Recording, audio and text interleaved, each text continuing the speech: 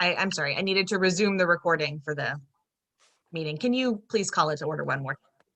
Has the recording started? It has.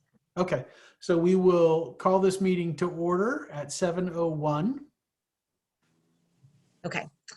I have Chair Daly, Here. Vice Chair Morris, Here. Commissioner Ye, Here. Commissioner Corrigan, Here. Commissioner Valadez, Here. and Commissioner Wang. Present. All 6 members are present. Great. Just a note, since we are down a member right now, it would still take 4 affirmative votes to carry any motion. And we'll take note of any of the sort of regular order process issues that might come up with a vote as it relates to our impaneled commissioners, but it probably won't be a problem. All right. Next, we'll do the Pledge of Allegiance.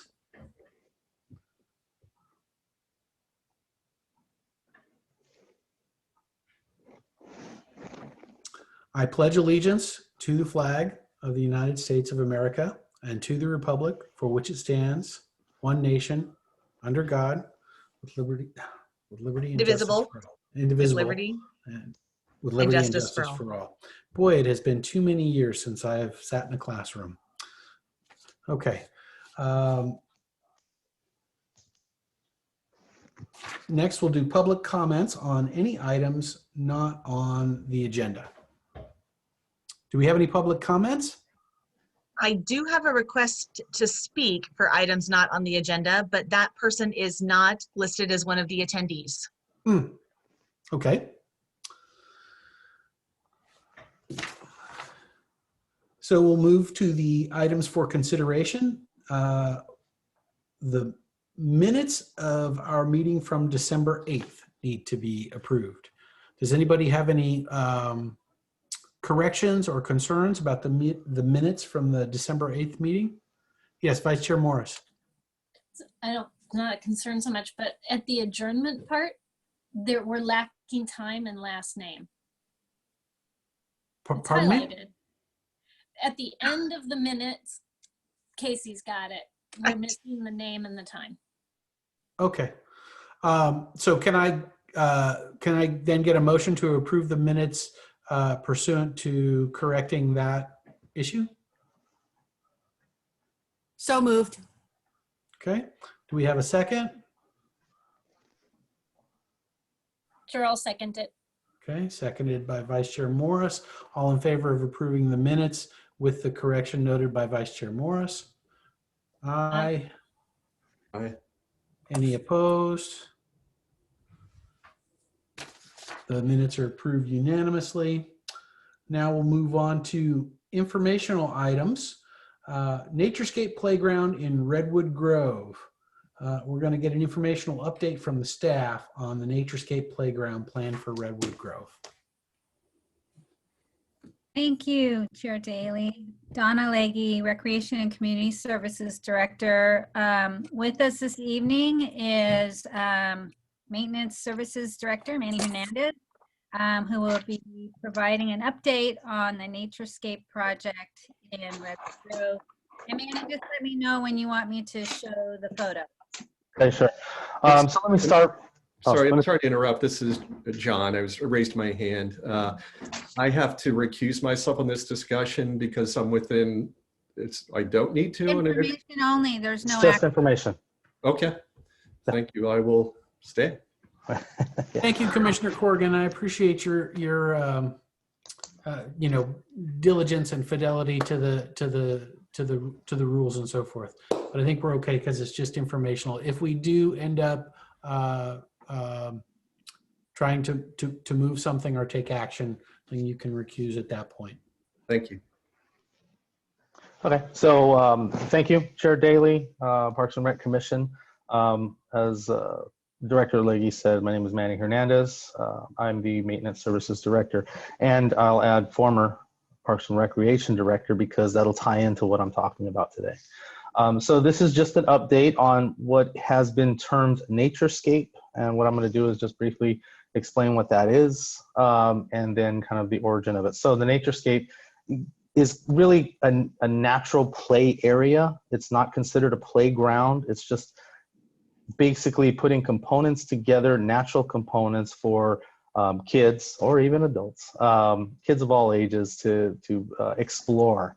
So nature exploration areas. The origin of it really came from one of our former commissioners, and I'll give Jack Tooley the credit for that.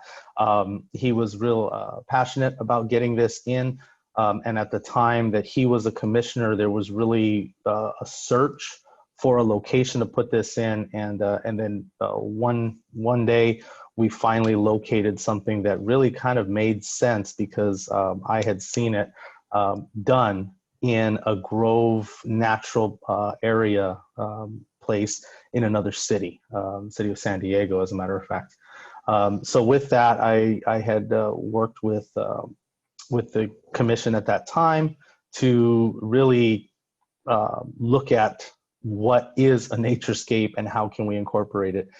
So through some discussions, and then ultimately staff moving forward with it, we had pushed this forward. Obviously, at the time that we were probably going to realize this Naturescape natural play area in Redwood Grove, COVID hit. So it's kind of delayed things with that. So, but we have picked it up. I had previous talks with the landscape architects and compared some of their proposals, and I am currently working with that landscape architect, Verde, and to get these plans together. So that's where we are right now.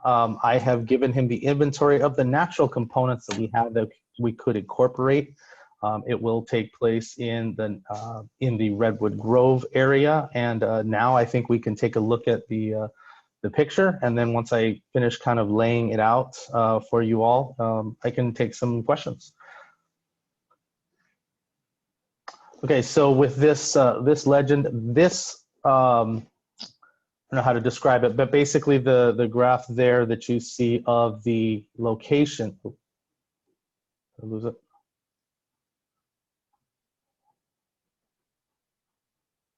The location is as you're taking the path into the Grove from the bridge. If you can imagine the bridge kind of on the left side of that graphic at the top. There you go, on the left side, right there. That is coming from the bridge, and that area immediately to the left of the basically undesignated pathway that goes all the way to the back area, and that is the concrete pathway that wraps around by the creek. So just to kind of give you an idea of where we're talking about. So what the landscape architect did was lay out some possible components. He's labeled them as nodes of where we would put some of these natural things. These things are not something that we're bringing in. None of them are manufactured.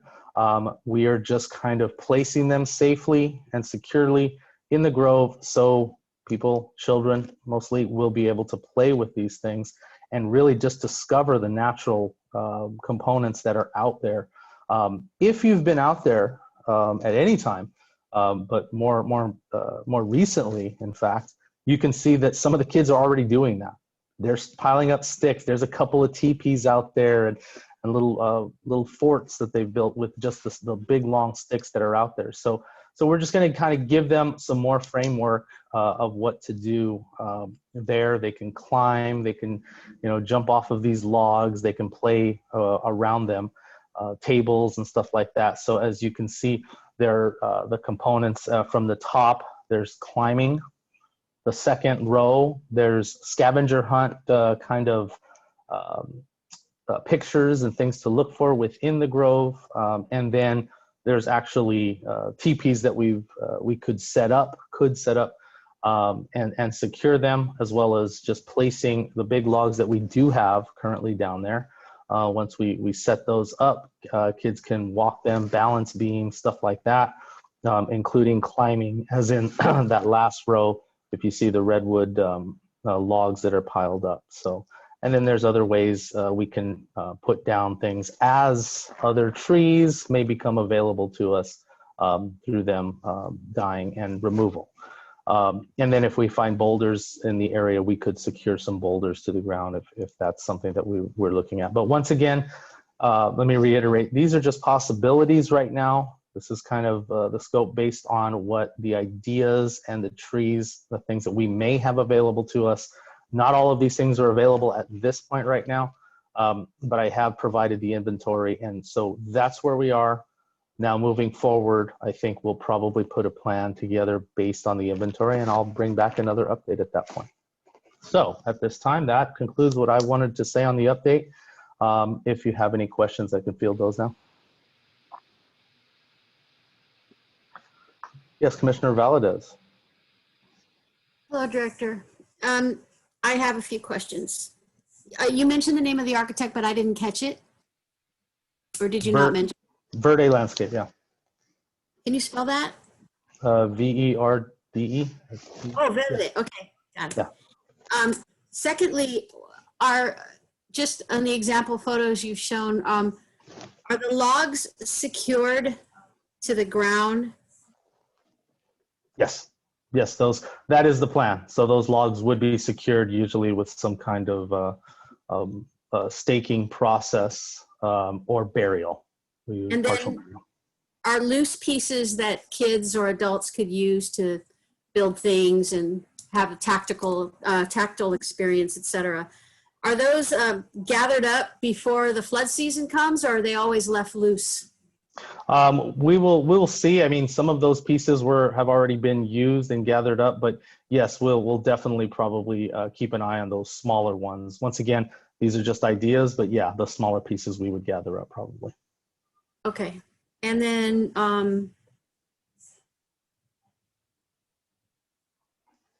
the logs and pieces in any way conditioned or prepared for for kids, or in terms of getting splinters or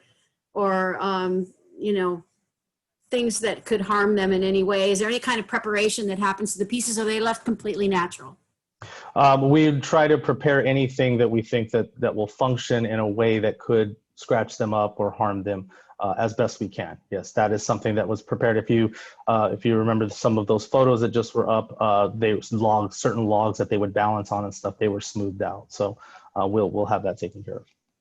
Thank you. That concludes my questions. Sure. Thanks. Thank you. Vice Chair Morris. Yes, good evening. Thanks for the presentation, Manny. Director Hernandez. I do have a few questions. Some of them were in a letter that we received, so I'm asking. They're repeated in the letter that we received. I don't know if everybody had a chance to read it, but anyway, one of the things that always sticks out to me is how humans can't leave nature alone. And one of the nice things about the Redwood Grove is that it's natural. And when you walk down there, there's not a whole lot. There's the boardwalk. I'm curious as to why the boardwalk was put in. Can you tell me what prompted that to be put in the Redwood Grove area? I'm sorry, related to the boardwalk itself? Yes, why was the boardwalk put in Redwood Grove? I'm sorry, I can't answer that. I don't know anything about the boardwalk. It was here since I got here. I'm not sure the history of that. Okay. I could, through the chair. I think it's my understanding it was to protect the seedlings at the time that they were growing and to help with the flooding. So Dave Breeze was instrumental in securing the funding and designing and installing that boardwalk. So we will confirm and share that information with the whole commission. So that was I don't know about this. Hang on a second. I don't know about Redwood Grove in particular, but I do know that in other instances on public lands, boardwalks were built also to provide greater accessibility to people who may have ambulatory challenges. Mm-hmm. and that was my understanding. The two things that have been brought up this evening, I was just curious if anybody knew for sure. It was to protect, and it was also to allow some ability for mobility into the grove. So I would like to understand it more, because I'm struck with how we're trying to protect something, but then we're encouraging trampling it. And that's a very big concern for me down the Redwood Grove. We have a number of trees that we've lost down there. And it's not just, lack of water. It is also has to do with when you compact earth. And so when you're compacting the earth around the roots of these massive trees, you are making it difficult for them to survive. If anybody wants to understand it more, you talk to an arborist about it, but there are a number of books that cover this as well, so you can get educated on it. An easy one is the Secret Lives of Trees. That's a really accessible book. So that's a concern for me. I want to also add, I'm a huge Naturescape fan. I'd like to see that in some of our parks. I'm just not sure about the Redwood Grove. And I'm wondering, when you chose the location, did you ever consider, when you're walking into Redwood Grove from Shout Park end of it, and you keep going straight, in the far left corner, I think there's some picnic tables back there. And it's sort of what I would call more isolated. Have you thought about doing anything back there, like in a little, a Naturescape Adventureland in that back corner a little bit more, so that it's not impacting the creek as much? So that's one question. And then the second question is, how will this impact anything that might be done with Halsey House? And, if Halsey House is updated or some development is done in that direction, will this have any impact on that or get in the way of it in any way? Or will we have to remove these things? So just kind of checking in on that.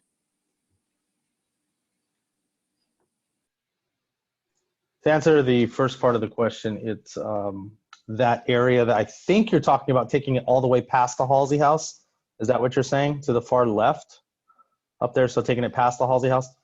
No, that's something that we are not putting one thing in that one area. So it's kind of spread out. We can look at adding some components over there, but really that little bean-shaped area that you saw in the photo, it's kind of go through that path all the way around, maybe behind the trees, maybe out front and stuff like that. And then hopefully that will keep the play and, as you put it, the trampling to these areas that are prepared for this. It's kind of an open space. If you see it, if you walk through it, it's kind of an open space. So that's something that we looked at, but we could look into that back area as well. But this is the area of focus because it's right off the path and it's across from the Halsey House. And that's the second part of your question, is to answer that is no, there's nothing that's going to affect it. It's away from the house itself. So. Okay, thank you. And then my last question that I know of right at this moment is, did you talk to the preservation group that we're working with for the creek and ask them for their input on the location and what they thought of this? We didn't ask them. We are working with them. We are actually currently working with them on this stuff. So yes, okay, great. We're talking to them. Okay, thank you so much. Thank you. Are there more questions for Director Hernandez? Commissioner Valadez? If no other commissioners, I have one more question that came up as a result of the talk about Boardwalk.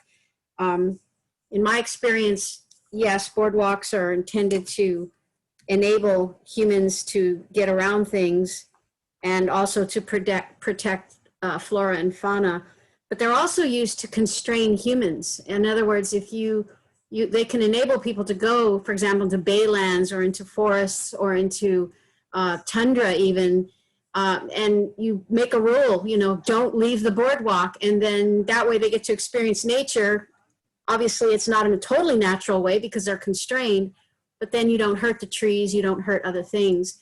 My question to you, Director Hernandez, is, do you think, given the layout of what you're currently considering the application area for Naturescape, is there a way to enhance, extend, expand, I don't know what the right word is, the boardwalk to create constraints, to constrain humans from trampoline roots, trampoline seedlings that fall from the tree, you know, the seeds that fall from the trees that turn into seedlings, and yet also, you know, contain the elements of the naturescape to tell kids and adults, that's where you go, you don't go over here.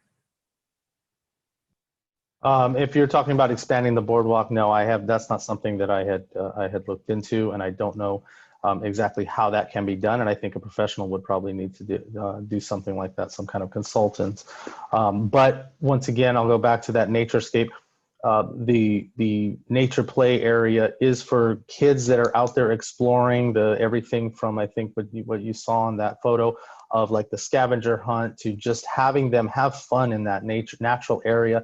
It's not like we're putting a playground in there. It'll give them something to explore and something to do, and we'll show them which area to be in. So hopefully, and I think there were some comments that had come in about, oh, getting kids down there, and what they're doing is they're walking down on the creek and they're messing up the banks and stuff like that. That hopefully will actually accomplish something there and pull them away from being in the creek in the summer and stuff, and give them, oh, look over there, we can build a fort over there. And it's way further away from the main creek that they're usually walking down into. So that is also a collateral positive that I think we get out of something like this.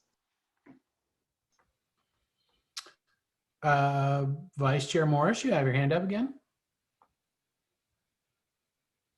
I do, thanks. So actually 2 more questions came up as a result of Commissioner Valadez's comments. So how will you assess the success of getting kids to play more on that and not as much in the creek? And then because redwood trees sprout up a lot from the bottom around the base of their trees, their trunks, are you going to work on protecting those so that the babies that come up around the tree are protected from little feet and big feet getting in there and damaging them? Because those little pieces aren't just little trees trying to grow. There's this amazing ecosystem that is going on within all of these trees and how they communicate with each other and what all of this is doing. So, so I'm wondering, do you have plans for that where the Naturescape stuff is? Are there going to be any sort of barriers to not be able to get right up next to the trees like that? And then how will you assess your success? So as I said about not keeping, but actually encouraging the kids not to play in the creek, that's not a goal of this. The goal of this is to give them some areas to play in. So we haven't talked about actually measuring that. As I was saying, it was more of a collateral positive that we would have from this, from having these areas, and hopefully get them out of that area of just walking down the creek and up and down the banks. But if that's something that the commission would be interested in maybe evaluating and seeing, I think maybe there should be some kind of control group surveying that before this goes in. But other than that, no, we don't have a way. That's not something we measured. It is, once again, just something that we will observe. An observable success would be seeing kids actually having fun and using it, and maybe getting some feedback from anybody who's used it. As far as what you're saying of being around and trampling anything that's near the redwood trees, those components are not going anywhere really up against any trees, and some of the areas will be barriered by some of the redwood logs that we have. So that will actually create an area for them to play in that is not right up against the trees and climbing the trees. Once again, we're not putting components up against these trees or really close to the base of the trees. It's just around the grove area. And yes, they will be in between tree areas, but it's not something that we're encouraging kids to play up on the trees. So, If I could speak through the chair. Yeah, go ahead. So one thing to keep in mind is Manny is working very closely with grassroots ecology. They are in that park almost daily. They monitor the activity. They are there to protect and maintain and grow and learn everything about the trees in Redwood Grove. And so just by having them partner with the city on this particular project, it's adding an extra layer of care and caution related to placement and the level of activity that we're trying to promote. That's great. Just 1 second, Commissioner Ye, and then I'll come to you. So Manny, I presume this is being funded as a more or less a maintenance item, and we're talking about the cost being primarily labor and what I would characterize as sort of modest material costs. Is that fair assessment? And is that how we're funding this?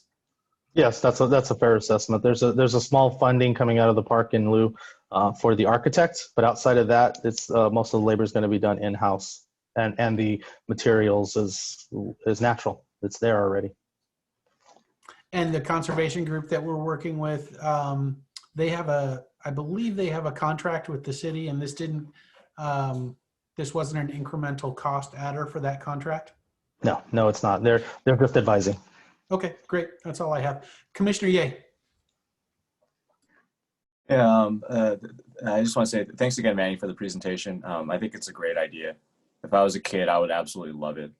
You know, they're in the creek anyways. This will focus them. It's a great idea, and I appreciate all the work you guys are doing for it. Thank you. Okay, I don't see any other hands. Are there any other questions or? Yeah, if there's no further questions, I just want to give credit to our previous commissions who have really tried to push this for location, and we'll really start the path on the back once this thing is up and running. So, but outside of that, yeah, I keep telling the story, and I'll in the interest of time, I'll make it quick.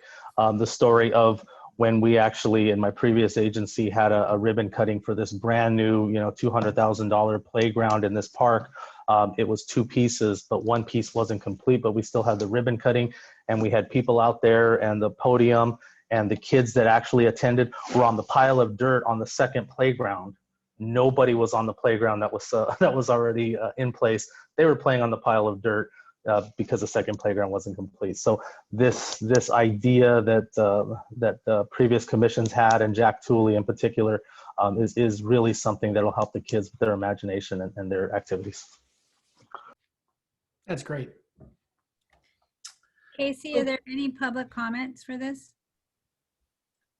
There are no attendees with hands raised.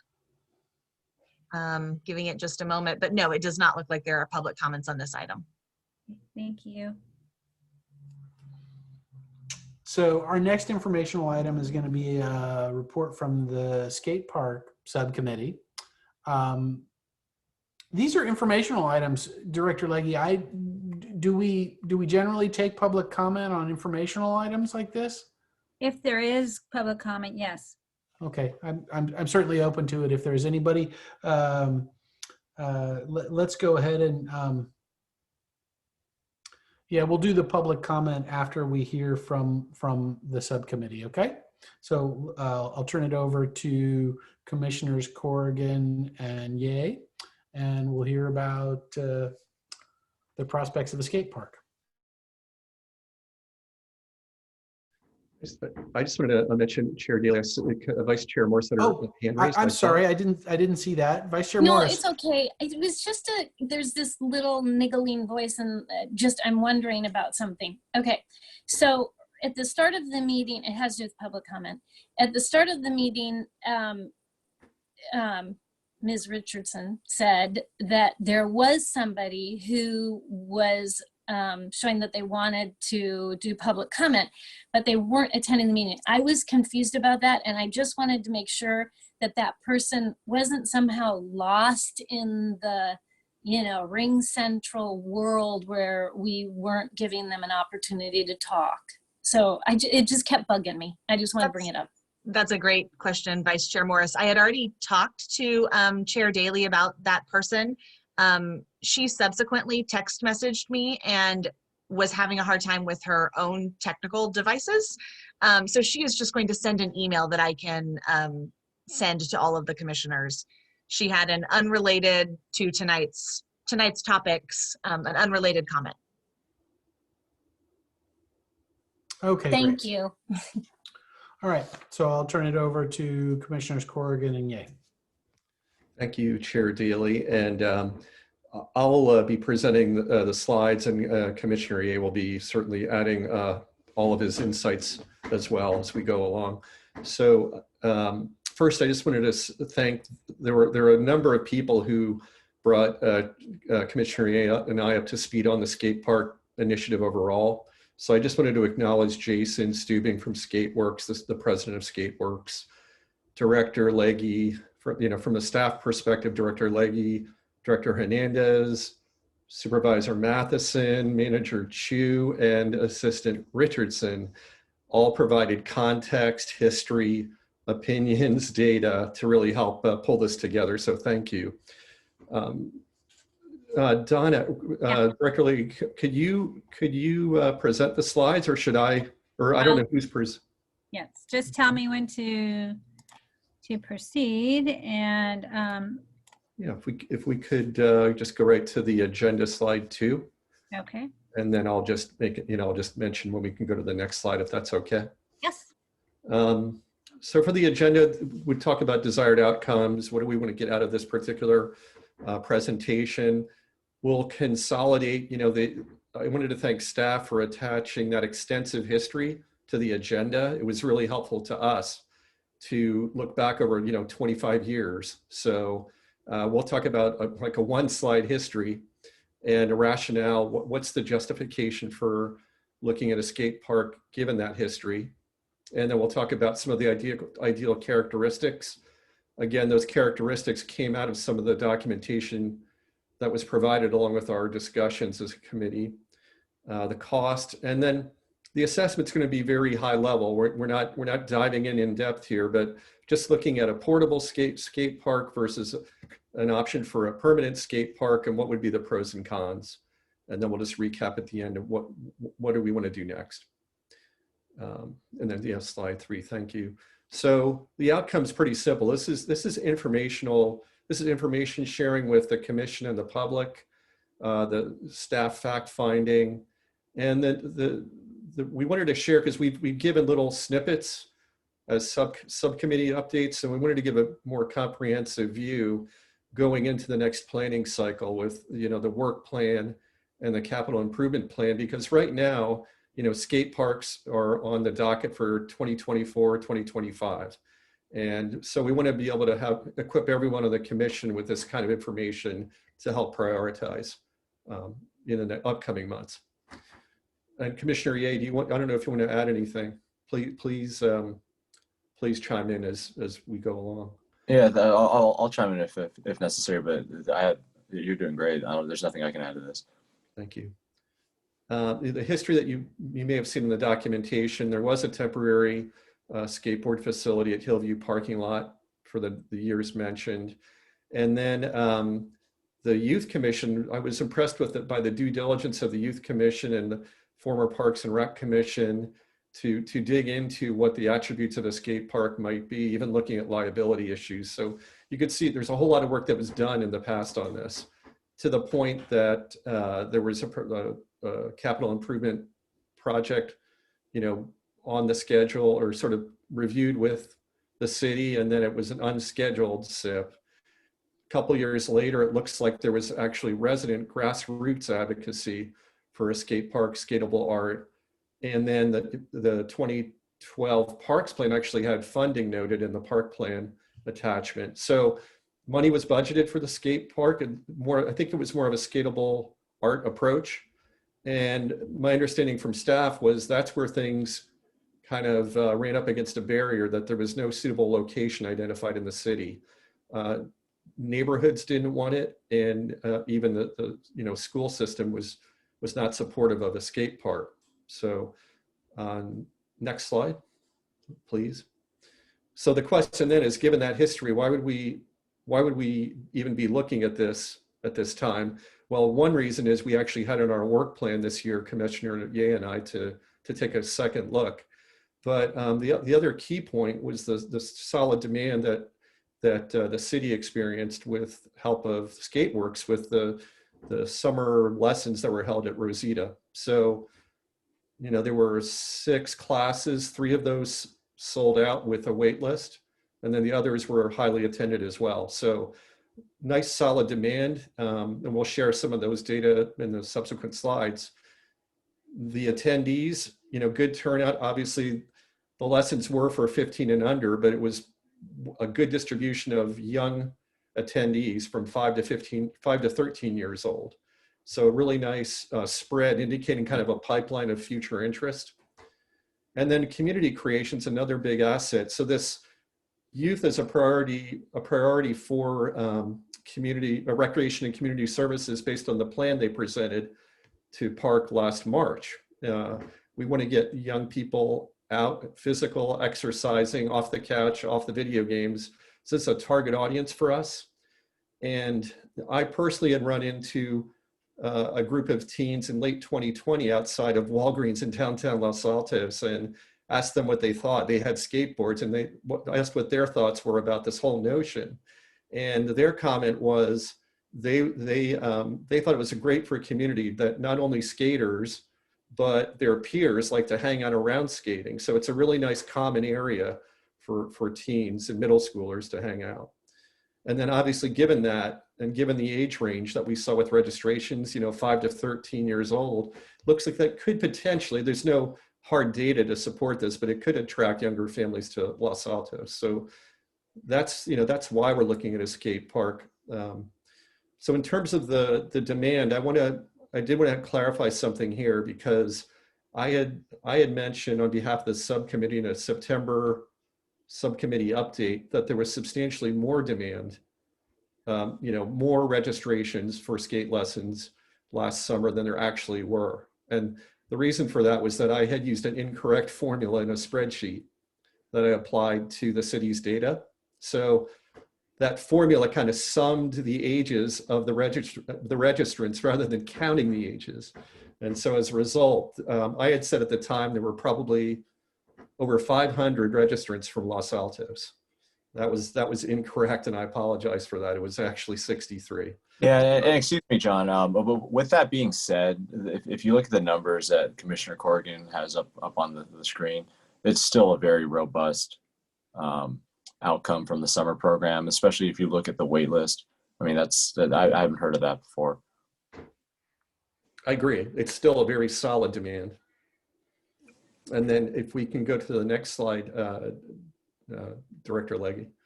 And this is what I was alluding to earlier. There's a nice, it's almost like an evenly distributed pie chart of ages. It's a pie chart about the ages of the registrants for the classes. And you can see from 5 to 13 as you go clockwise around the wheel, pretty even distribution. And that kind of shows pretty even interest in a pipeline of ages moving forward for the next 10 years from the 5-year-olds.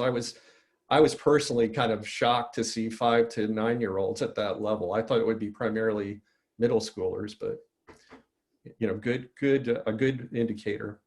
So the potential downsides, I think we'd have to admit, at least there's a public perception out there. There are some lingering negative images associated with skating, drugs and alcohol, that kind of past image. And I will say, the teens that I bumped into, at the late 2020, they told me at the time that they were kind of concerned about going to the Mountain Views skate park. They didn't feel comfortable with that, the crowd that they were running into there. And so they told me that they go out to Half Moon Bay, which really surprised me. I was kind of surprised, but that was their negative image, right? So there is something out there. It doesn't mean it's grounded in reality. And I think Commissioner Ye has a better perspective on the positive image. And we know how the Olympics, things have changed. The Olympics have even further, improved or upgraded the whole image of the sport. But yeah, it's one of those things where, when I was a kid, Nike tried to get into the sport and ran a commercial about something along the lines of, what if we treated skateboarders like we treated what if we treat other athletes like how we would treat skateboarders, and it would have cops, arresting people on the tennis court, tackling people on the golf course, things like that. And that was Nike doing it. And that was 20 years ago. So nowadays it's in the Olympics, as John mentioned. It's with the younger kids doing it. It's a legitimate sport. It's no longer a hobby or some kind of activities that burnouts do. It's a legitimate sport that is outdoors during COVID. And with the number of parents who are supportive of it, it's something that it makes sense because time has passed. I mean, imagine anyone, would you have considered eating meat that was vegetable based 10 years ago?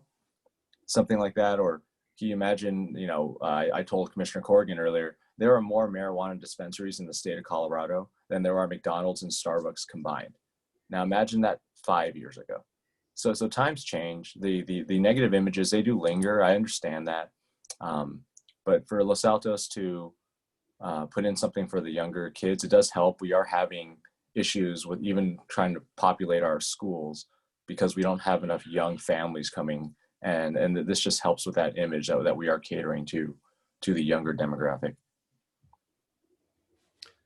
And going down the list, these are some familiar items that we may have seen with, or we have seen, let's say, with looking at fencing.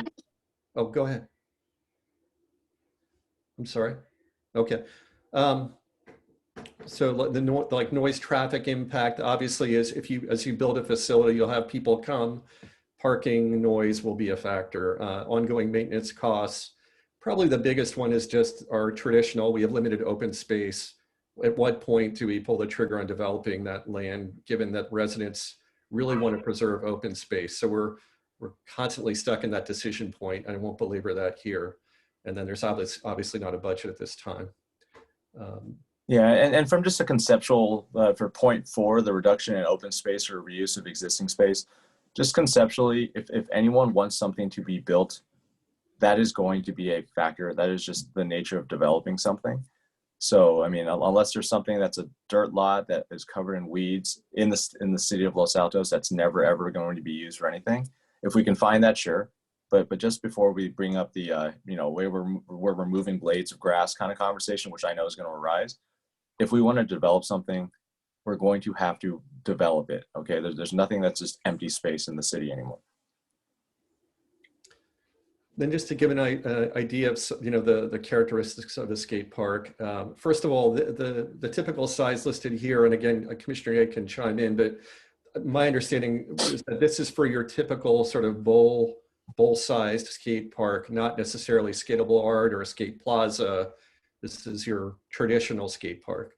In terms of the location, we just consolidated the bullets, the attributes you'd like to see in the ideal location based on the documents that were provided and feedback from, you know, the stakeholders.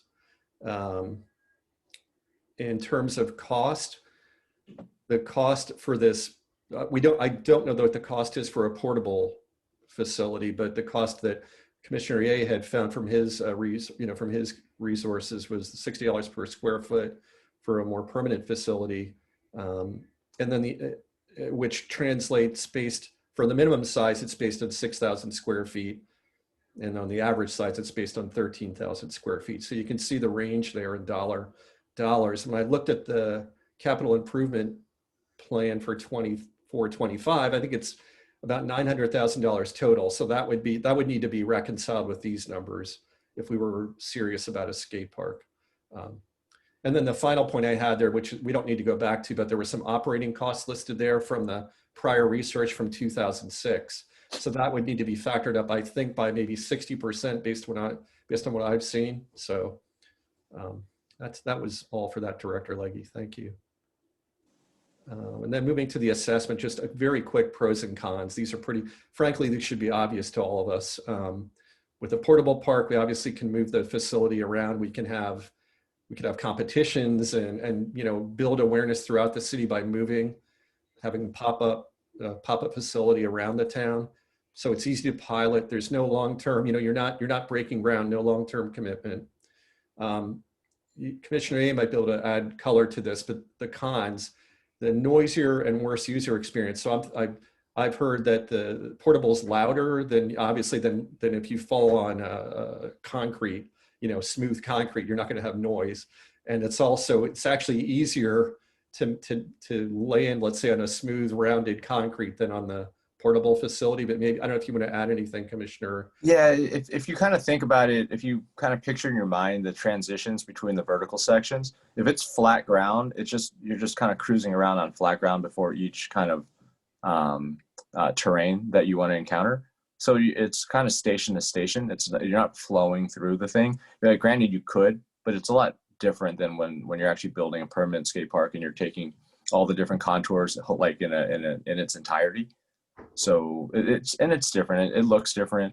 Anyone who's had anything portable, no matter what it is, it doesn't look as good as something that's permanent, whether this is an above ground pool or whatever you can think of, a barbecue that you can move around versus one you have built in your backyard. So that's just something to take into consideration on the look and feel that we want for our city. Thank you. And another item I wasn't aware of till we delved into this, I thought that a portable setup would essentially be stationary for, let's say, a week at a time, and then you could tear it down, and learned from Mr. Stubing that, you need to tear it down daily. So people will steal these facilities, which I didn't know. So there's an ongoing operational sort of hassle for this structure. Then you'd have the sunk facility cost. If we would buy a portable facility, then if you want to go permanent, sunk costs that you don't regain if you build a permanent facility down the road.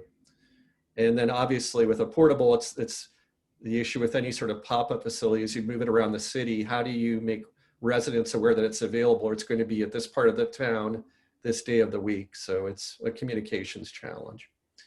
The next slide, thank you. And then the permanent facilities, kind of the opposite of the other slide. So noise reduction, we would make a pretty strong statement having a persistent facility for a growing sport for our youth, and making a statement in support of our youth. The cons, the past community feedback is a big red flag. We know there would, we think there would probably some of this coming out of the woodwork again, given the past history. Some of the downside impacts, which we just had mentioned in the past, I won't go through. Cost, and then use of open space. So these are all already reflected. So to recap, our goal here was not to drive any motion or any decision, but just to give a very quick overview of what we've learned about the skate parks, so we can go through the next planning cycle and just determine where do we as a commission think this fits in the roadmap. The good news is we got that base demand. There's demonstrated demand based on the lessons we saw in the 2021. Realistically, that's probably not enough to justify it to an investment at this point. We want to see, progressive growth year on year, build awareness, build momentum, have the community request it rather than push it, in the absence of that. And so that leads to the final bullet. Can staff work to increase programming, have skating events around the town, expand lessons? And what can we do to build awareness and see if there really is grassroots momentum behind this to have a real decision in the future. So that's what I had wanted to present. So any questions or discussion? Commissioner Valadez, did I see your hand up? Yes, you did. Okay, kick us off with your question, please. All right, Pete, before Commissioner Valdez goes, can I just point out, I want to thank Commissioner Corrigan. He was the one who came up with the presentation and kind of did all the legwork on this. So you did a great job. Yeah, thanks. Before we have questions, I want to, reiterate that same gratitude to both of you guys for doing this. I think this subcommittee has exemplified just how well subcommittees can work. So I appreciate you guys. Thank you. Chair Daly, before Commissioner Valadez speaks, I just wanted to get a feeling from the whole commission. We do have Jason Stubing here to answer any questions that the commission might have. So I can invite him now, or you can continue with some of your clarifying questions before I introduce Mr. Stubing. Why don't we play it by ear? If there are questions that he's better suited to answer, we can bring him in. And if not, we can move through these questions and then ask him for his input. Okay. So we'll start with Commissioner Valadez, and then I see Vice Chair Morris has her hand up, and we'll go there next. Okay, so my questions are directed to the subcommittee. On hearing that we might invite Mr. Stubing to participate, I would have questions for him, but right now I want to focus on the subcommittee. I have two questions. In terms of noise abatement, visual, mitigating visual problems with neighbors and such, did you folks at all look at any historical data or make any estimates concerning a submerged facility? You know what I mean when I say that? Commissioner Valdez, when you say submerge, you mean just you're kind of excavating, you're doing your cut and fills? The old, Yeah, the old school swimming pool, but obviously a little bit more sophisticated. That's generally how the permanent installations do look. It costs a lot more to fill than it is to cut. So you will excavate. Got it. Okay. So from that standpoint, then that's what your costs we're talking about. And then you would estimate that, then it seems reasonable to assume that, visual negative impacts would be highly ameliorated with a submerged facility, right? So that's a very good thing. We should make sure that the uninitiated in the skate world understand that. So I'm very heartened to hear that. That's excellent. It's not going to look like your New Orleans style cemetery, like the above ground stuff. It's all going to be kind of below, and then you're going to have kind of certain hits and things, tabletops like coming out.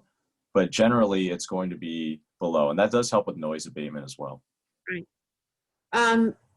Second question is, you talked about the problem that we're always going to have in Los Altos for anything that we want to do that's new, which is nobody wants it near their house or nobody wants to see it.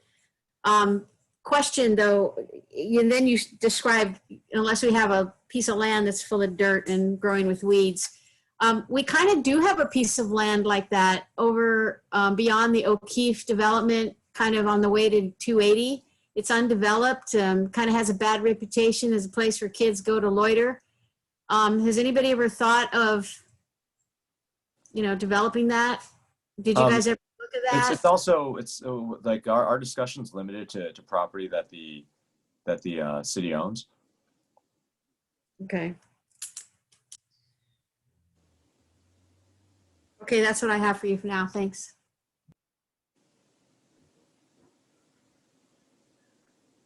Hey Pete, you're muted.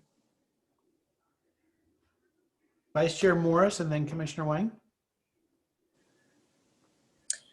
Thanks for the great presentation. It was really interesting, and just as interesting was the information historically, reading all of the documents that were part of this long process of looking at getting skateboard parks in. One of the things I took away from the history of it is the age. And for me, I didn't quite see that pie chart the same, and it could be because I connected two dots and maybe I connected them incorrectly, but there was a survey that the Youth Commission did, and it included teens, and the teens basically said no, they weren't really into it, but the younger crowd was into it, and they weren't able to do, I can't remember which school, they weren't able, Block maybe, but they were able to ask Egan, and there was quite a bit of interest. So for me, just if we move forward in any direction, it would be doing a similar outreach to take the pulse of what the people that would be using it the most really, if they want it anymore. And I wonder if you've looked at any of the numbers as far as what skateboarding is doing these days, because there was a steep decline in it, or a gradual decline in it, and then there was an uptick with COVID and the and with the Olympics. So we have a little increase again, but I'm wondering what the trend is, and if you've looked at that. Maybe it's premature. No, I sent around an article from the NRPA a few months ago, and skateboarding was number one.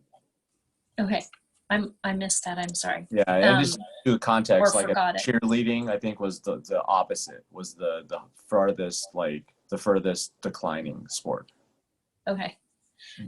So just, as we move forward, because it's a ways off maybe for this to be more of a real conversation. Then the other is, I'm curious about the art installation idea, because for me, that's something that's fairly easy to work into areas. As I looked at it, I looked at some of the resources. It seemed like, well, this is kind of a no-brainer. Like it could be done in there's a location at the community center that is where the old little playground with the train used to be. That area could easily handle some skateboard action through there. You know, those benches that have a little curve to them. I mean, I'm also thinking safety where we've got people away from traffic. But for me, I would like to see, I think we would get more action faster by looking at what can we do with that. And that, you know, it was approved before there was money for it. And I know it's stalled, but sometimes there's just got to be momentum to push things forward. And then,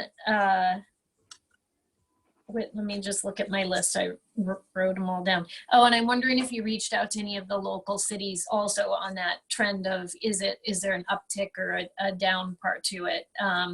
And then also special events. If you guys have looked into any companies that do special events, there are companies that do that for skateboarding. They bring in everything they need, they set it up. And I wondered cost-wise, about that, because you know, we're talking quite a bit of money for a permanent one, and I wondered how many times we could get special events and if that would serve some of the needs in our city, because I'm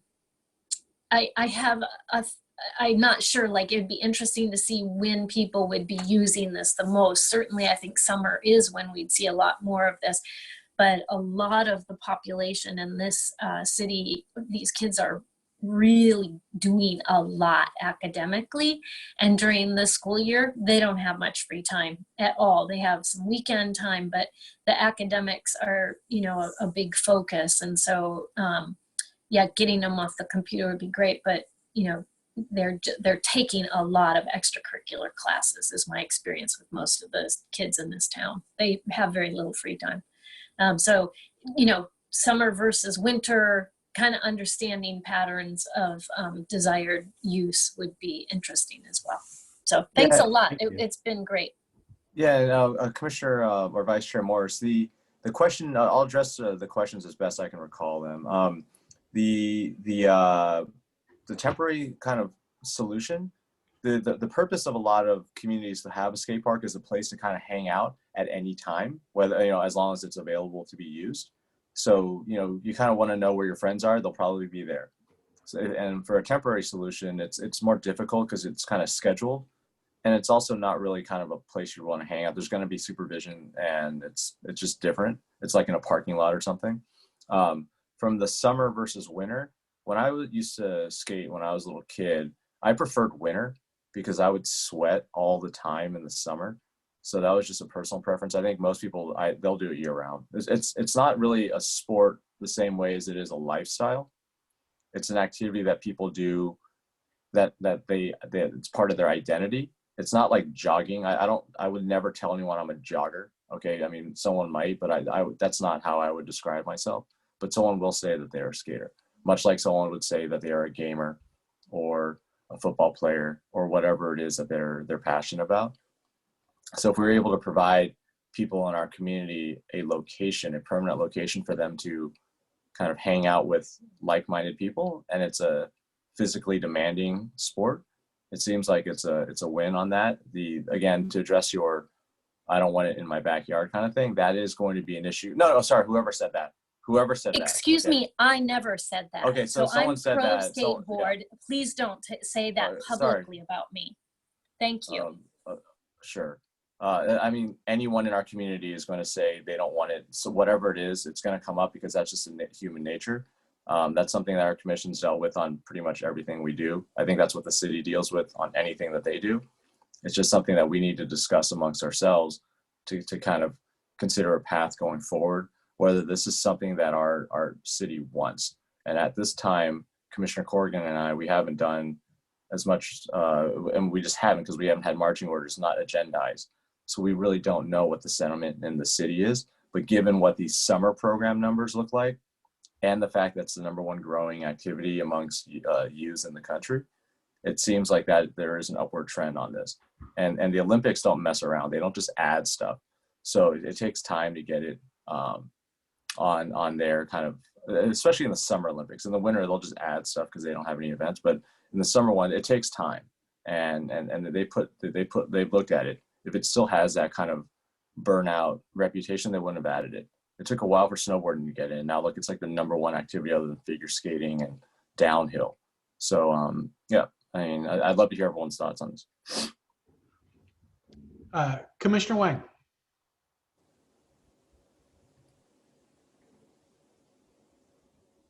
Thank you. I just want to pick up on what Commissioner Corrigan said at the end about, over the next, period, collecting more data and maybe incorporating skate activity as part of kind of the programming for the city. I just wanted to know, like, is that possible? Is that something that can be done, just to, include kind of skate activity of instruction or activity as part of kind of city programming? First part of the question. And second part of the question, kind of like what Vice Chair Morris said, there's a lot of like special events that happen, in the city. There's First Fridays, there's the Art and Wine Festival, there's, the, other farmers markets. I mean, there's, times where there's, the community gets together. Are there opportunities there to have some sort of temporary skate activity so that, over the next, year or whatever, time we need to collect more data and, see interest, engage, and talk to people, that we have the opportunity to do that? Because, I think it's great. I could address that, Chair. Yes. So a lot of the questions that everybody is asking can be answered by Jason Stubing. So he runs Skateworks, which is a business downtown. I believe they have a total of 3 sites, including in Santa Cruz. So at some point, I'll have him introduce himself and give a summary of what his work is, what his experience has been with Skateworks and with his other locations. He's worked collaboratively with Skatepark builders in Santa Cruz and other locations, and was a part of some of the history that you've seen in the staff report. Some of the things that Mr. Stubing and the city recreation department has been talking about is partnering and expanding beyond the camps in the summer. And so that would include exhibitions and, lessons and those type of programs that you're mentioning, Commissioner Wang. But he has so much more experience than we do. And we really feel it'll be valuable if we can partner with a business like Skateworks. And so we're going to be working with him and to see what we can come up with and what will work as a partnership. I think that's great. So one moment, Commissioner Valadez. I have a couple of questions for the subcommittee, and then I also would like to engage Mr. Stubing in some of this discussion. My first question for the subcommittee is about the issue of liability. For those who don't know, my understanding is that the city of Los Altos is self-insured. We don't carry a liability insurance policy. But I'm wondering if in your research you have discussed liability and injuries and things of that nature with any of the other municipalities that have experience either with portable or permanent skate parks, and if there are material differences in the incidence of injury or severity of injury relative to permanent versus portable solutions. I'll just interject one item I noticed, and I will answer your question directly. We haven't directly reached out to other cities, but I did see somewhere buried in the documentation that there was a liability section that they had looked at the prior, I think it was actually the Youth Commission did some comparative analysis. And what I thought I read was that the way to avoid this is to have unsupervised parks with a lot of signage, essentially. Mm-hmm. Which would limit the liability for the city. I thought there was a takeaway there that that's 15 years ago. The law may have changed That's my extent of my knowledge on the topic, which is a great one to bring Mhm. up. Yeah, Yeah, no, it's definitely an area. I think it's an important area of study, right? And we could generally, with things like this, following the best practices of other cities is a decent, a decent if imperfect approach. Director Legge, do you want to bring Mr. Stubing in so we can talk to him too? Sure. Mr. Stubing, is with great pleasure that we introduce you to the Parks and Recreation Commission. And you've heard all the questions. You can turn your video on too, if you want at this time. Yeah, and before we go on, I think he has an R in his name. Yes. Excuse me. Thanks for letting me be a fly on the wall there. Good evening, everyone. Yes, I just noticed that I forgot the R in my name. It is Strubing. So I apologize for that. That right now. There you go. Magic. Jason, thank you so much for joining us tonight. I really appreciate you. I want you to know that I'm a customer of yours. So are my kids, for sure. I think I have more school pictures of my kids wearing clothes that they bought in your shop. My son, did a Maker Lab project when he was in junior high, where he built and painted a really nice skateboard. He bought the deck and the trucks and the bearings and everything at your shop. So awesome. Anyway, much appreciative.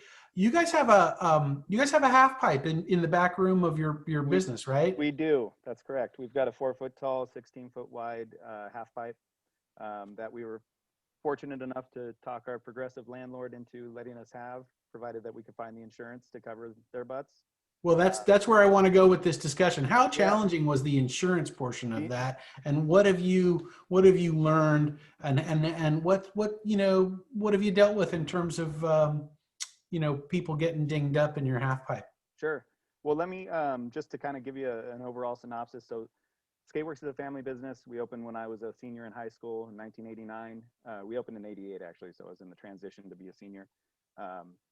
I've been at the helm for the last 20 plus years, but I've seen, a lot of change in skateboarding, and, have a pretty good bird's eye view of, a lot of the stigma that we were talking about in the slides about the, where skateboarding was back in the 80s and early 90s and where it is today, as far as kind of on a pedestal.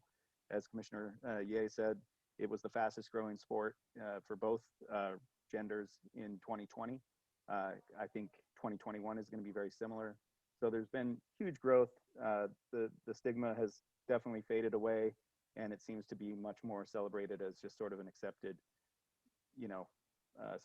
sport. Being on the national stage, obviously, was kind of. Sorry to interrupt. We can't hear you very well. Oh, I'm sorry. Thanks so much. Is that better? Yo, much better. Thank you. No problem. So that's I've been working. Aside from at the shop, working with a landscape architect named Zach Wormhout, who I've done consulting with. I've worked very closely with him on many projects around the Bay Area, including the Sunnyvale Park at Fair Oaks, the Menlo Park at Burgess, the Redwood City Red Morton Park, the Foster City Park, and then several here in the Santa Cruz area, where I kind of cut my teeth in the early 90s on the Mike Fox Park, which is kind of a staple in the downtown Santa Cruz scene. So I've gone through the public process several times. I've fought tooth and nail. I've fought, every possible, you can't do it because of this, which has fortunately become much easier over the years, because in the early 90s, there was no precedence. So there was like Derby Park in Santa Cruz, Palo Alto, Greer Park, and then there was Pioneer in Santa Rosa. And those are the only 3 skate parks in Northern California. So when there was nervous conjecture of neighbors in an area, they would be like, they're going to do this, they're going to spray paint, they're going to pee on our fence, they're going to do, you name it. That's what they said everyone was going to do. Now you can just look at the data from all these parks. I mean, there's literally a skate park in almost every community on the peninsula except for Los Altos. And you can just ask them straight up, like, are there problems, or is it a good thing, or is it a bad thing? And what incidents do you have? I would say that it's predominantly good. So just to shed light on that, also just to back up and talk about the liability, there was an assembly bill passed several years ago. I don't know the number, but it included skateboarding in the list of hazardous activities, which really changed the game as far as cities' liability and exposure, because it was kind of, as Commissioner Ye was saying, it's kind of like the no lifeguard on duty situation where you put the signage up, but as long as you don't have supervision and things like that, then people are kind of on their own and the city is scot-free. So I can't think that there's been any real huge, at least in the Bay Area that I can think of, catastrophic injuries or anything where the city has been liable. As far as our own indoor half pipe, which is going on 10 years now since we've had it, we've had one broken ankle, which was unfortunate. And that was, of course, in the first year, and haven't had any other injuries since. And yeah, just like any other sport, soccer, or you name it, there's bound to be injuries. It's nature of the beast. But of course, in the shop, we don't have that same loophole of liability. So we make sure everyone's wearing their pads and helmet and everything like that. But no matter how padded up you are, if you twist your ankle and snap it, that's just going to happen, unfortunately. With that being said, just to dovetail into some of the other things that had come up in conversation here, as far as like the portable park, we've done over the last decade since we've been in Los Altos several, when the street closure was there because of Safeway's building, and we had that first half of the block between First heading towards Second to make a portable skate park, and we used it for a whole summer, and it was well attended and it was fantastic. And we still, 8 years later, get people asking, "Are you going to do that again this summer? That was so great." We also have tied into the I forget what street they do it on now, but the green, when they have that, they traditionally roll up the grass the night before and let us use the street as a still closed street for a skateboard jam or demo. And we've done that for the last few years as well when they were doing that. So, I mean, COVID obviously has changed everything. So we've been kind of on a 2-year hiatus of, sitting on our hands, but we have been trying to do that and get the exposure we can. I can't tell you how many people come in and, comment on, "Oh, we saw, this little boy and girl taking a skateboard lesson and cruising down the street and what have you." It seems to be well received as far as in the community, but when it gets to the real drive for putting in some hardscape and taking away some green space, then people will get up in arms, I'm sure. Sorry for the long-winded run there, but I've been absorbing a lot here, had to just kind of shoot a lot of info out. Commissioner Valadez. Thank you, Chair Daly. Mr. Strubing, awesome to hear from you. I'm a skater when I was a kid, not anymore. I had 2 knees replaced and can't do it, but I still wear the shoes and I buy clothes and shoes at your place. Awesome. And my son also is a skateboarder, and I wanted to ask, the lens that I have through my eyes was as a younger person back in Huntington Beach where I grew up, and then through college, and then young adulthood, and then by middle age I stopped. But my son has been, I wouldn't say he's a skater as a lifestyle from an athletic standpoint, but it is his lifestyle from a transportation standpoint. And, he uses his skateboard more than his bike to get around places. My question to you is, in terms of how you teach your lessons to the littlest, to the teenagers, is there, and I'm going to use the word cultural because, again, I see it as a lifestyle, just the way Commissioner Ye said it. Do you do cultural teaching to teach them about, the life, that the skateboard is more than just a toy or more than just a piece of sports equipment? It's a means of transportation. It's how you can help the climate. It's how you're better to your city as a result of using it. I mean, does that ever come up in how you're teaching the kids? Absolutely. And also, kind of coupled with that, just, what people's reaction might be to a skateboard, and kind of understanding how it, even though it's an extension of yourself as you ride around on it, you know, to someone who's walking down the street that never grew up skateboarding, it's, you know, somebody looks totally out of control and they're scared and, you know, like, hey, pick up your board. If people are walking down the street, pick up your board, walk past them, you know, just using common sense and safety measures and kind of teaching that street etiquette. But yeah, absolutely. I mean, as far as the lifestyle, I think that just becomes inherent as people, you know, skateboarding is like learning to play an instrument. It takes some time. And then once it becomes part of you, it's like, you know, you're a lifer. And it's not for everyone, but it is a pretty inclusive sport.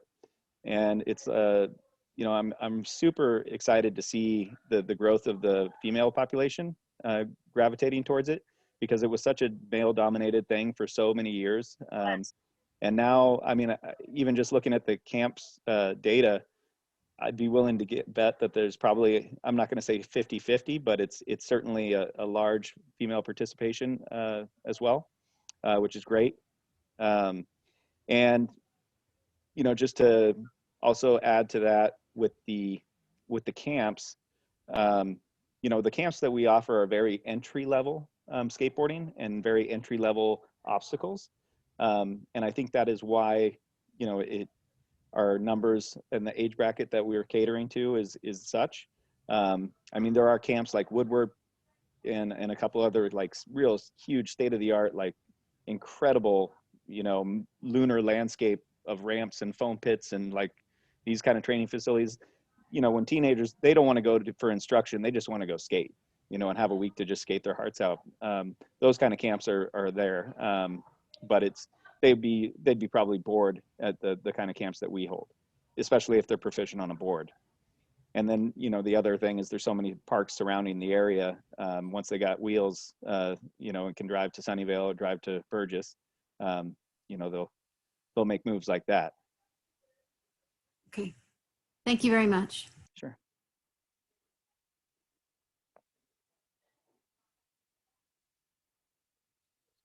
Okay. Vice Chair Morris, you have your hand up. Yeah, I just have a quick question because I mentioned to Director Legge about this when I spoke with her about the skateboard parks the other day. It would be terrific to have the focus on bringing in more females into the activity, you know, skateboarding. And I've noticed more of that because I've gotten a couple skateboards for a couple nieces in recent years for their presents at your stores. So I'm wondering if there's been an effort to do that, or if there is a way to encourage more of that to happen within our city. If we move forward somehow with this, is there a way for us to encourage more female participation? Well, I mean, I think it's already kind of happening organically, you know, and it's kind of like the, you know, I always use the cold swimming pool and who's going to take the cannonball first, and then everyone jumps in. And it seems like the more and more female participation, the more it snowballs, and they're like, you know, exposed to seeing like, oh, look at those girls are skating, you know, maybe I should try that. You know, snowboarding, I think, was initially what kind of pioneered the female interest. Is, you know, there was a lot of female snowboard participation because it was kind of easy to transfer over from skis and stuff. And then, you know, it was a natural, you know, way to do it off season, especially living in California. It was like, oh, skateboarding, I can kind of like cross train. And then, you know, the Olympics, I mean, the female games were more exciting to watch in my eyes than the men's. You could just see the passion. It was like so cool. But as far as encouraging it, you know, for example, we do a all girls skate camp week. We have always done that traditionally, and it was usually because, you know, maybe they were a little more intimidated if there was boys involved at the same time. But, you know, it's almost gotten to the point where there's so many girls doing it in the mixed gender weeks that we feel like it's almost like demeaning to say like, oh, you know, like we're doing a girls week, you know, so that you can come and have your special week. And they're like, yeah, no, we didn't skate with the boys, you know, like it's fine. So I don't know, as far as encouraging, you know, it's it seems like it's already, it doesn't even need to push. It's happening.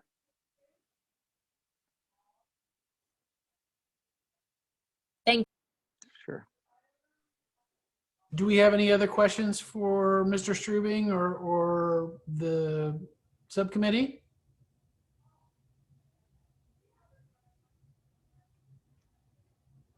Well, this has What are been, your oh, next we do, Commissioner Valadez. What are the committee's, subcommittee's next steps? I mean, I know I saw your slide, but kind of specifically, and when will you come back to us with more information?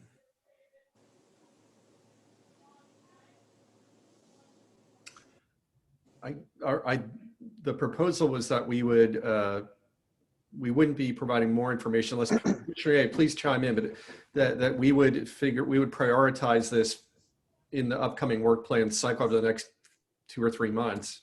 Where does this fit in 2022, and then where does it fit in the capital improvement program? And then if we, because we have, I mean, Director Legge can talk to this, but we have literally 10 or at least a double-digit projects for the staff to handle ahead of this, and for the subcommittees to handle. So it's a matter of prioritization more than, can we make progress here? Yes, we can if this is prioritized. That's my perspective. So I think what will probably happen is that our council is going to have a retreat. They're going to set their priorities, and they will ultimately revise the CIP. And for anybody who's listening or who doesn't know what that means, or perhaps Mr. Strubing, it's more or less the city's capital budget for the next 5 years, and it roughly guides what projects the city undertakes. There's room for others at times, and priorities change, but council will have their retreat, set their priorities. We'll get an update on that. The city will update its CIP, and we will also update our work plan. So our next opportunity to move this issue forward is when we create our priorities in our work plan. So this will continue. Based on my opinion, for all the things that we've discussed this year, I kind of feel like there's some forward momentum here. Certainly the fantastic results of the programming last summer augur well for more action on this. I would assume next summer we're going to have fantastic programming as well. And perhaps in our next year's work plan for the commission, this becomes one of the sort of more front burner things to continue to research, and maybe we can convince council to make it a bigger priority in CIP if there's consensus on this commission to do so. At some point before anything happens, it will be our job to facilitate and coordinate public outreach, right? But we're probably not there yet, and we wouldn't likely be in a position to do workshops and things like that. If this is in the current CIP for 24-25, then probably we're looking at 23-24 before we start to do public workshops and so forth. But between now and then, our subcommittee can engage with stakeholders in other communities, talk to Mountain View, talk to Palo Alto, whatever other communities have skate parks, and understand from their learnings and basically dot the I's, cross the T's, and make it a more informed decision for council. That's how I see this going forward. But again, I'm giving you kind of my point of view on how it's likely to go forward. The council could say tomorrow, hey, drop everything and build a skate park, or they could say, something else. So we'll see where it goes. Yeah, I just a couple other things that came up that are just kind of circling in my head now, like in regards to noise factor. 100%, it's going to be quieter with a concrete permanent park than it would be with structures. As Commissioner Ye was saying, that transition from smooth ground into like a wood or metal obstacle, you get that and it's almost shaped like a megaphone. So it kind of definitely is way more amplified compared to a concrete where it's smooth and polished. As far as the maintenance cost, it's there's a higher cost going in with the permanent structure, but the maintenance cost is way lower.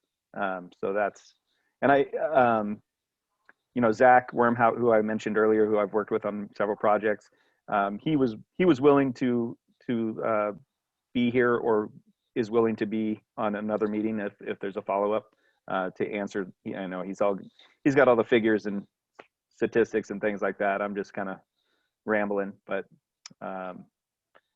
yeah, that's if it could be slid up, that'd be great. I know that the challenge in Los Altos, and like a lot of cities, is just finding a location. I did a little field trip and revisited all the spots that I've brought up over the years with Beverly Tucker and oh gosh, I forget, Greg Milano over the years. And there's locations, whether it's the Lincoln Park in between the church and Foothill, Shoup Park next to the bathrooms there in that kind of amoeba-shaped grass area. There's Heritage Oaks has some space. There's Mackenzie Park back in the playground area. There's possible locations. They've probably all got their report card that we could create for them and kind of see which one makes the most sense. But I think that there is space. We just have to identify it and then kind of try to make a push for it and kind of flesh out the vocal ones that will come out of the woodwork. I'm concurrently working on a project in Santa Cruz, making an addition to Derby Park, which is a neighborhood park. We want to add 5,200 square feet to the existing 7,000 square feet. And it's, it's surrounded by houses. And there's also, they've got tennis courts they want to convert to pickleball courts. They've got playground they want to move. They want to beautify the entrances. So they're trying to do it all in one big show. But, there's always going to be pushback.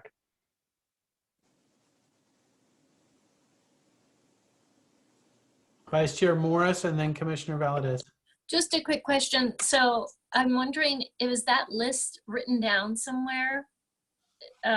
Jason, that you have mentioned, did you go over that with somebody and it's been documented somehow? Could it be shared with us? Absolutely. I did send it, I believe, to Commissioner Ye and I think Okay.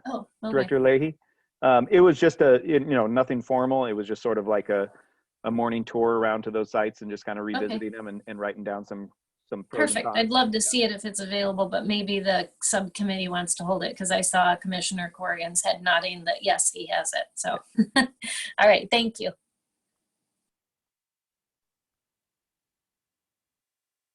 Okay, we've got Commissioner Valadez. Hi, question. Oh, there to Mr. Strubing again. So we have the portable ideas, and they're noisy, and all the issues we've discussed. You've got the beautiful submerged, permanent concrete, multifaceted, multi-activity type of skate park, which is the ideal dream. There's something that we did back at home that was kind of in between. It is permanent, and it lacks the things like the dips and the half pipes and the platforms, but what it does have are rails and benches and maybe a couple of steps or one step that kids can grind on, and it wasn't very big. It was maybe the size of half of a tennis court. And kids, it's the kind of thing that they like to do around town, but we don't like them to do it. Mm-hmm. We don't want them to do that on city benches. We don't want it to do that on the planter edges. But there were, what the city did was, or the Parks and Rec with the city did was create these small concrete, asphalt areas where they had maybe 5 little pieces bolted to the ground and kids could do things on them. And they were extremely popular. Sure. and they didn't take a lot of space. Is that even done anymore? Yeah, I mean, it's been said for decades now, the best skate park the city could ever give the skaters is just a piece of land and just say, here you go, and let them do it themselves. Or, maybe start with a smooth pad of concrete. But yeah, you can work with just about anything. I mean, flat ground skating with no obstacles and just smooth ground is a huge part of skateboarding. And you add a bench or a rail or a couple things, it just gets that much better.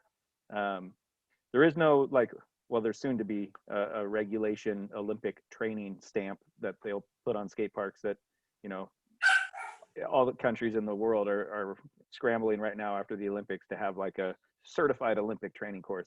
But you can have, if you drive past a parking lot and there's kids skating in there and they're just skating in a Safeway parking lot, it's not because it's a skate park, it's just the lack thereof, and making the best of it. But yeah, anything is better than nothing. Absolutely. So having an area where, and I had brought up a tennis court with Director Leahy about like the ones over at Mackenzie. I mean, if there was a tennis court that wasn't being used, it's already got a fence around it, smooth, that'd be great, temporary.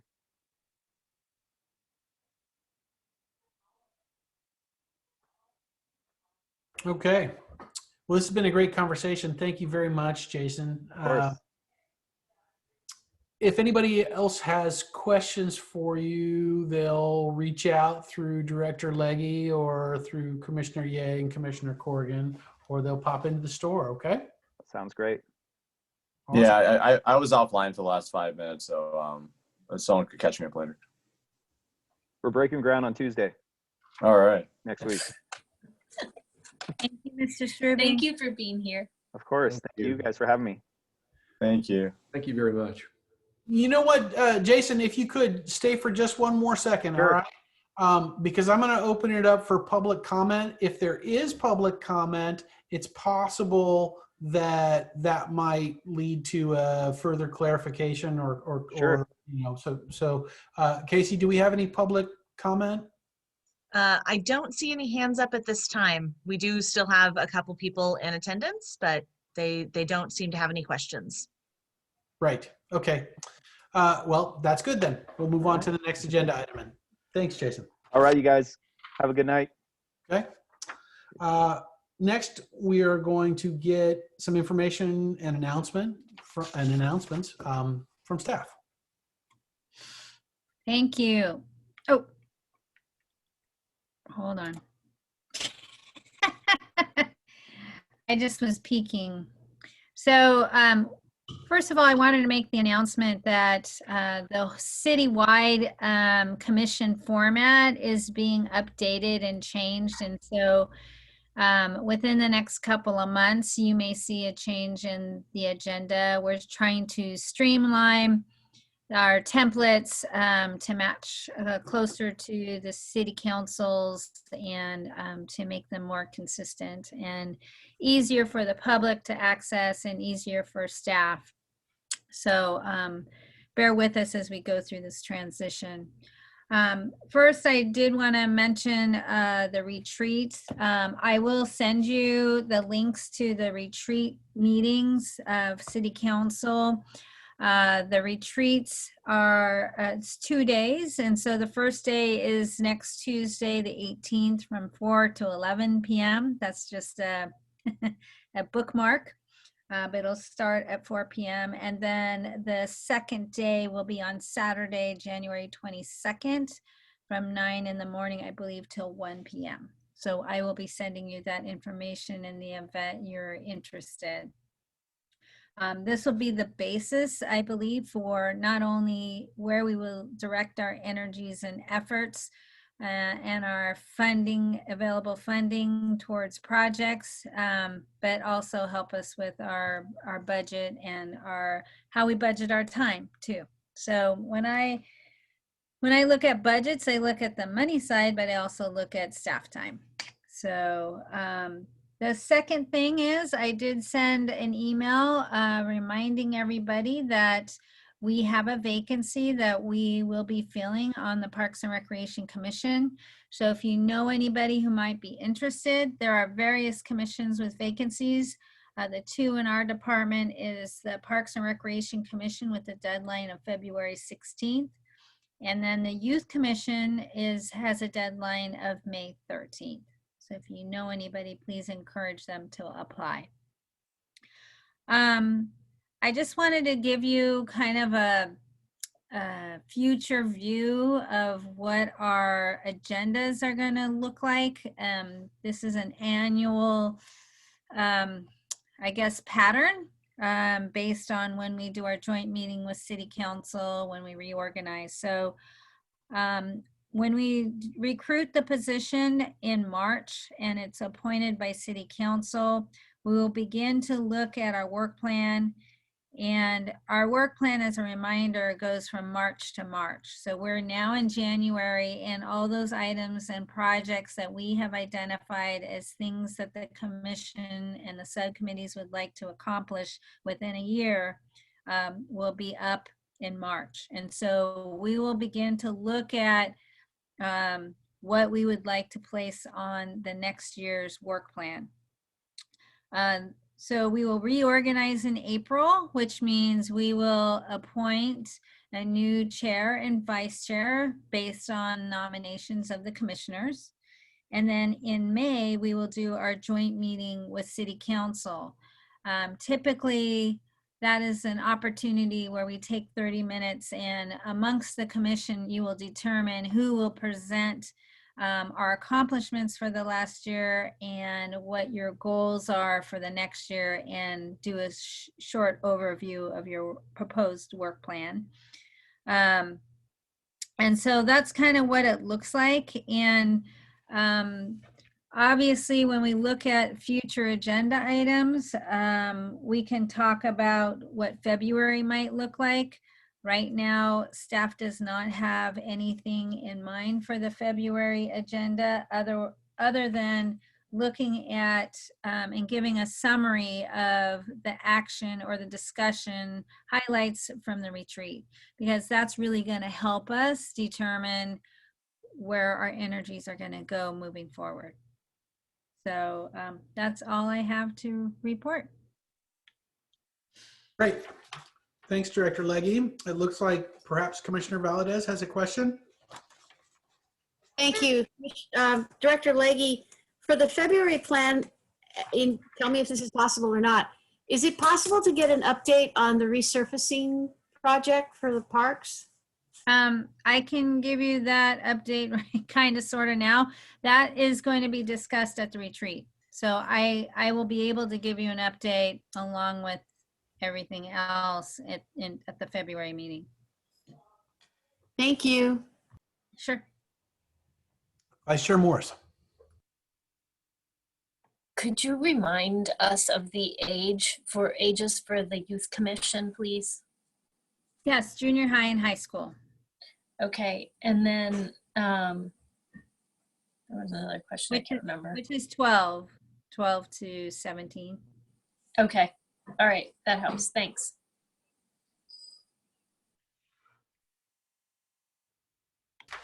All right, are there any other questions for staff? If I could, Chair Daly. Yes. I forgot, I would like to announce the City Council action last night related to the dog park. And for those of you that weren't at the City Council meeting or have not heard, the council did support creating a fenced-in dog park at the east end of the soccer field within the community center area, and also at McKenzie Park in the triangular area that we have talked about in the past on the commission. So the next steps are to bring back to the City Council, I believe it's at their February 8th meeting, dog park ordinance, and specific to the soccer field, because there was a recommendation to look into the west side of the soccer field as well as the east side of the soccer field So staff will present that information as well and confirm the budget and the timing. So I just wanted to. The west side of the soccer field being the temporary parking lot that is next to the bus barn, or? No, so if you're looking at the soccer field, the west side is next to the businesses on the short end of the soccer field. So in other words, moving the soccer field east and putting the dog park on the left, or we leave it, the soccer field where it is, and create, it's really more like a dog run, because it's very narrow and skinny. It's 35 feet by 180 feet. And it kind of runs parallel to the parking lot of the new Los Altos Community Center.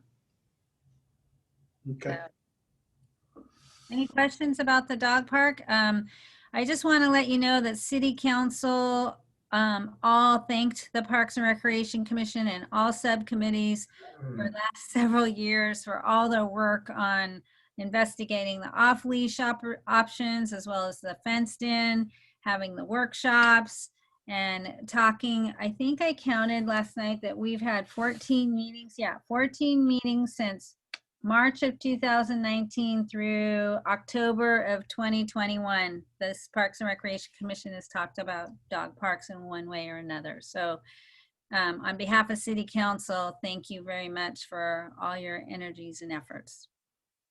I would also like to add a word of thanks to the residents of the community that have vigorously communicated their points of view, pro and con, and all mixtures in between.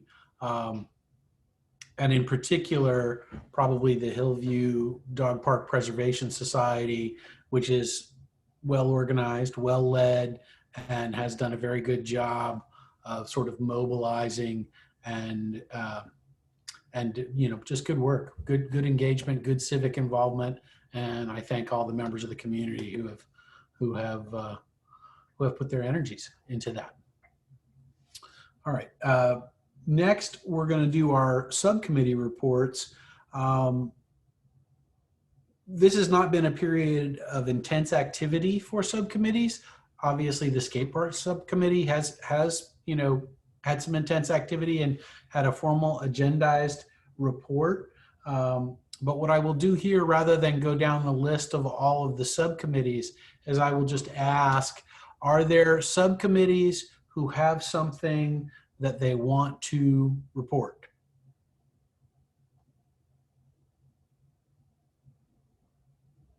And hearing no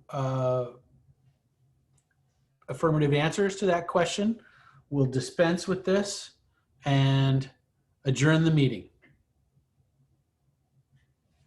Thanks, everybody. Hey, Pete, that's a new record for you. Thank you. Thank you, And everybody. this time, Pete, I'll use your name and the time. Thanks. Thanks, everybody. Good Thanks, night. everybody. See ya. Bye.